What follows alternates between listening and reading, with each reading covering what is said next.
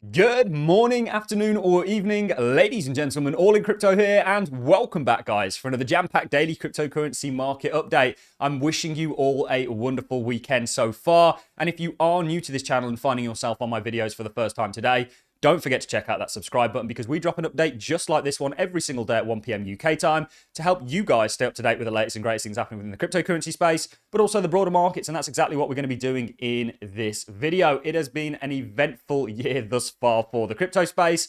And I am going to be showing you guys technically why I think the cryptocurrency market is about to turn from what you may ask. Well, the short-term pullback that we've had since Bitcoin ran into resistance, around about 47, 48K, that of course has been accompanied with a macroeconomic headwind in the form of higher inflationary prints across the board geopolitically, or not geopolitically, in Europe, the US and the UK, which has caused a little bit of uncertainty to the markets, a readjusting of rates. However, which of course has bolstered the dollar and of course the yields. However, I think this is going to turn. This is also going to support what we're going to be looking at for Bitcoin technically. And we're also going to be relating this to Bitcoin dominance and how Bitcoin dominance acts in a bull and a bear market. And I think alt season, we are on the cusp of, ladies and gentlemen. Not only do I think that from Bitcoin dominance, I also think that from others' dominance, and also technically where some of these altcoins are at. We have given some price predictions for this year based on technical patterns that could play out for altcoins. We will be looking at that. And of course, we're going to be looking at the fact that the Fed essentially has won the fight on inflation, which sounds absolutely absurd, but we're going to be showing you data that suggests this. And of course, this is going to be based on the cores that came out yesterday in regards to inflation, the PCEs that came out yesterday in regards to inflation, and how it's basically where the Fed wants it. And this also supports our technical reasoning on where we think the DXY, the dollar, is heading, and of course, what the repercussions are going to be for the cryptocurrency market. So it's going to be a heavy technical one, guys, but we'll talk you through it all. We'll make sure it makes sense. We'll explain it in as layman's terms as possible. So a lot to get into. And I want to start off, obviously, the Bitcoin ETF has been really a major thing this year. And the Bitcoin ETF approval coincided with resistance coming into play for Bitcoin. We've shown you this. This is essentially what we think is a neckline, and we're now forming that right shoulder. And the low of that right shoulder may be in. Remember, we don't want the right shoulder low to run the left shoulder low because it gives a degree of the pattern that we're looking at potentially not being as likely to play out. We're not just going to be looking at this right shoulder formation and the low potentially being in for Bitcoin against the dollar. We'll also be doing that for Bitcoin against the SPY, the NASDAQ, and gold, which kind of signals, in my opinion, they're all showing the same thing, that the low actually may be in for Bitcoin. So we've been very vocal in saying don't listen to these guys that are telling you sub 30 and all these crazy prices are coming, because there's no technical merit to suggest that until there is. And you don't bet against the trend. But I want to start off with the sort of Bitcoin spot ETF news. And I just want to highlight the fact that Grayscale saw, and you can see it's highlighted here in red, $4.6 billion worth of outflows. Now, when you relate this to the price of Bitcoin, it hasn't, 4.7 billion dollars. That should have caused a lot more of a movement than we've seen. And actually, I'll dive over to the Bitcoin chart just now to sort of show it you from a technical level. So remember, we were expecting resistance to act exactly as resistance. We wanted it to. We want this right shoulder to form because it's going to set us up for 150K or so. Despite the fact that Grayscale have essentially sold on the market, likely over the counter, and there's been some sort of deals and it's been largely absorbed. But absorbed by who? Institutions. Okay? And actually, this pullback at its height was around about 21%. This is perfectly in line with the other pullbacks that we've kept you guys steady on that we've seen thus far. And we've said, no, look, there's a broader trend in place. We've got broader patterns. You can see these pullbacks that we've had thus far since we've entered the bull market, which we were very early on calling back on January, and we were looking at bullish divergences to suggest this. This pullback's very much in line with the ones we've had previously, despite the colossal sell pressure from Grayscale. We've also got news that the US government, is going to sell $130 million worth of Bitcoin. That is but a blip in the ocean of the sell pressure that we've seen thus far. So who the hell is buying all this Bitcoin? Well, it's my opinion that it's institutions. And we can see that, if we go back to this, in the form of sort of the flows that we've seen. You know, total volume in 10 days alone, just on Grayscale, is 11.9, essentially $12 billion. BlackRock's trust has seen $4.3 billion of inflows. I mean, this is simply insane, guys. Institutions are here. They are going to take full advantage of this, and they're going to take full advantage of your scaredness that gets propagated by these other content creators that we have tried to steer you away from. Listen to what they say, but factor it in, and you should make your assessment on the markets based on what you think is probable on the information that you have, and allow us to be, if you may, one of the contributing factors to that. You know, we're not a financial advisor. We don't try and financially advise people. It doesn't bother me whether you buy or sell crypto, but what I am here to do is to perhaps be a little bit of a voice of reasoning. So it's very interesting to me that despite all of this, Bitcoin has really held up like a champ and actually followed exactly the roadmap that we've set out for it. We're not perfect, but this was very obvious. We weren't the only ones calling for resistance to players' resistance. There's fundamental news that attached to this. There's also macro news. Remember, we had all those higher inflationary prints, first of all in Europe, then in the US, then in the UK, which kind of gave the markets a little bit of a reality check in regards to the rate cuts that we were going to get this year. There was 8 priced in at the start of the year. There's now 3. However, we're going to get onto that in just a second. Let's just tackle Bitcoin on its own merit and why there's the potential for this right shoulder to have played. Remember, we said it was going to be shallow. High 30Ks we thought it was going to get to, perhaps not the low ones, and we certainly wouldn't want this left shoulder over here getting run. And look at this candle on the weekly that you're getting for Bitcoin. This is a bidded up candle. We can do, and we will do courses and release them on Japanese candlestick analysis. It is quite important. Again, we do champion being a technical analyzer. It's going to help you out a lot more.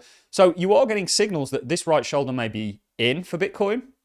It's too early to tell right now, but if we go over to the cross markets and we look at Bitcoin against the SPY, it got a lot closer to its left shoulder than it did on the DXY and on the Bitcoin dollar chart. So this is looking to turn. Remember, we also had targets for this. Resistance not just against the dollar, Bitcoin against the SPY. Also the NASDAQ. This got a lot closer to its left shoulder and is now looking to turn.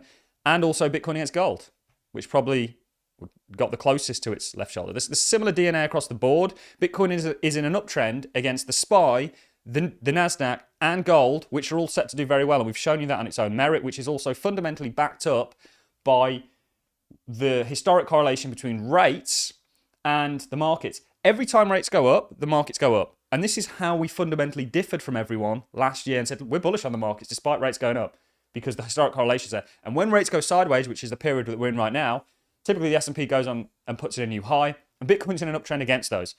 So this right shoulder may indeed be in. Also, there's been a real pressure, and we're going to flip over to the DXY chart. So this is the dollar chart in the actual Japanese candlesticks. And the correlation between the DXY, which essentially, and we'll take the volume off because you can't actually get volume on the DXY. The correlation between the DXY, which is the dollar against a basket of currencies, and risk is dollar up, risk down. And you can see this correlation is historic. Dollar up, risk down, and we're defining risk here with Bitcoin, the SPY, and gold.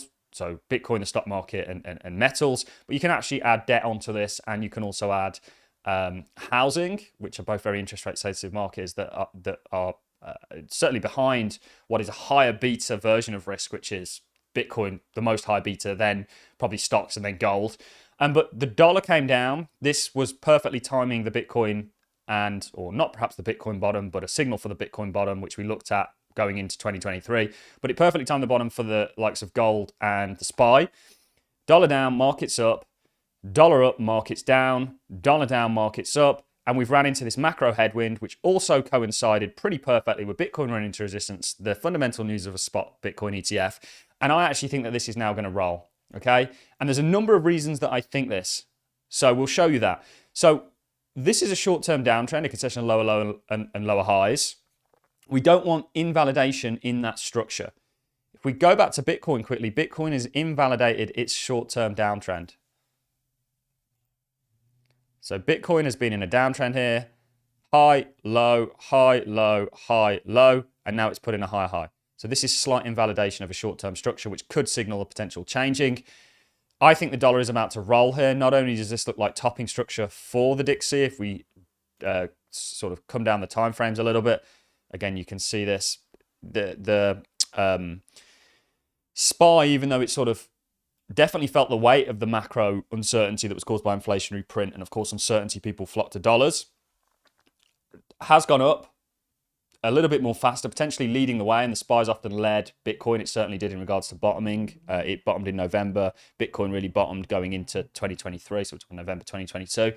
This looks like it's going to roll. Remember, we don't want this that will invalidate a short-term structure. And our broader thesis on the dollar, and we'll take all these charts off now, we'll leave Bitcoin on and we'll reintroduce it in just a second, is that the dollar is in a broader channel that it's been in since 2008, which is going to see it come to the lower band of this channel, which is technically supported by rates and where they're forecast to go. And we're going to bring rates in just a second.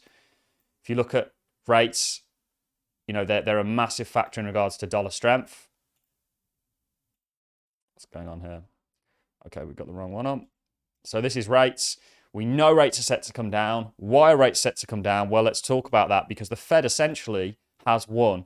This is Core PCE, which came out yesterday. I'll show you this when it came out. Core PCE came out 0.2%. This is the Fed's target for Core PCE, and they are there. And actually, we can show you a number of other inflationary metrics to show that the Fed has essentially won the battle on inflation without causing the apocalypse like most macroeconomists were calling. The caliber of technical analyzers and economists on Twitter and YouTube, it's like dodos. You know, they all follow one another, and that's why the dodos went extinct. Maybe, I don't know. But, you know, it hasn't happened. And people ignore data. Not only did you have data in regards to core PCE, so the Fed's won their battle of inflation. Why have they won? Why have they upped rates? Well, to fight inflation. There's a little bit more going on with rates, and I can see why people do think they're going to spike because of a failing debt market, and that's maybe for an entirely other video, but it is a factor that we certainly watch. But inflation is coming down and basically where the Fed wanted to be. So the Fed have won without causing a crash. Not only that, look at what we had for GDP yesterday. The expectations were 2. It came out at 3.3. A massive beat, which of course has put fuel into the stock market, which shows the general economy as well. And they've won their battle on inflation, which gives more precedence to rates coming down, which supports our dollar thesis and everything in between. And not only are we looking at that, and we're looking at that for a turning of crypto, let's talk about altcoins and let's talk about Bitcoin dominance. So the correlation with Bitcoin dominance is it goes down in a bull market, and we've got the total cryptocurrency market cap in blue here. Down in a bull market, up in a bear market. Down in a bull market, up in a bear market. And now we're at a turning point for Bitcoin dominance. And it doesn't happen immediately, by the way. And you'll notice there's a lag in regards to entering a bull market. So this is Bitcoin dominance. Let's put it on a 3-day so that we can actually see the candles. It's been in a strong uptrend. This is now topping structure, in my opinion. You've got divergences showing up. We think this is going to roll. Bitcoin dominance going down suggests altcoin dominance doing well. Altcoins don't do well in a shit market. You know? So everything is supporting, in my opinion, further continuation of the trend that we've been on, and potentially that right shoulder for Bitcoin perhaps being in. It's too early to tell, to be honest with you guys. We're now even popping off in certain altcoins, and we're getting a constantly better than expected economic data. And also, you've got to remember, you've still got a hell of a lot of money in like money markets and things like this that are now getting outperformed by the stock market. And there's going to be a re-entering of a lot of money into things. Not only that, we've got a lot of internally things happening with Bitcoin. So I did say this was going to be a very technical update, and it has been. I do apologize for that, but you can see the picture that we're painted. We are 360 market analyzers. We don't just have crypto blinkers on and get our crypto direction based purely on, of course, we do look at the technicals in crypto, but we look at everything else to kind of correlate, find confluence, find if something walks and talks like a duck, it's a duck, you know?